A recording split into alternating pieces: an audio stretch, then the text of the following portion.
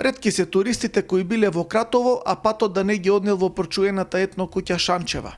По калдрмата на кратовските сокаци, насетувајќи ги опојните мириси на прочуената кцана сол, патот не води во католичка маала, а таму, како вистински домакин, не пречека Стефче Доневски. Тој и неговото семејство повеќе децении произведуваат кцана сол на традиционален начин. Во дрвен дибек од цреша или од дап, Стефче става ароматични билки, нане, ноктец, мајчина душица, црвен пипер по вечеринка, пченка која кратовци ја нарекуваат мумуруска и рузмарин. Сите состојки собрани од падините на Осоговските планини, а солта, една од клучните состојки, мора да биде донесена дури од Солун. Најтешкиот дел од подготовката на зачинот е толчењето, и тоа ни повеќе ни помалку туку цели 14 часа. Во Шанчева секогаш е како во кошница.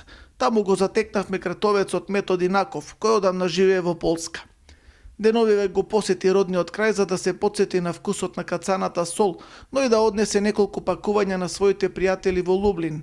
Тој добро знае дека зачинот се приготвува околу празникот Митровден. Значи 2 пати во годината да се прават кцана сол. Ние сега користиме приликата за пред Митровден, како што са дел од ароматичните билки кои се веќе исушени и самата клима која лана дава за едно по-добро кцање на билките со традиционалниот, како кој нашто е познат во Македонија, дибек и кускија. Значи да бидат луѓето директно да имат можност да видат традиционалниот начин на присуство на кцаната сол.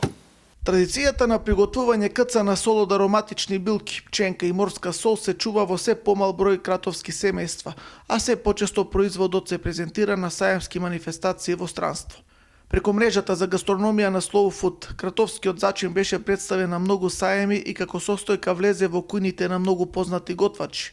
Тој има многувековна традиција, а за прв пат во книгите се спомнува пред речиси 100 години. 1927 година е публикуена книга која се наоѓа во музеот во Риека.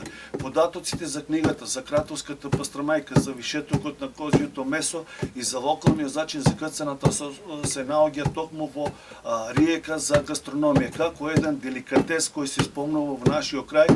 Поради силните мириси на овчите и козите меса се додава еден зачин за ублажување. Кцана сол најчесто се консумира со посебно приготвено лепче познато како пета, со кое се мака приготвената ароматична сол. Погачката, односно лепчето, се приготвува со тежина од 200 грама. Кцаната сол и лепчето пета од кратовскиот крај свое место се најдува и во книгата Западен Балкан на патеписецот Крис Делисо.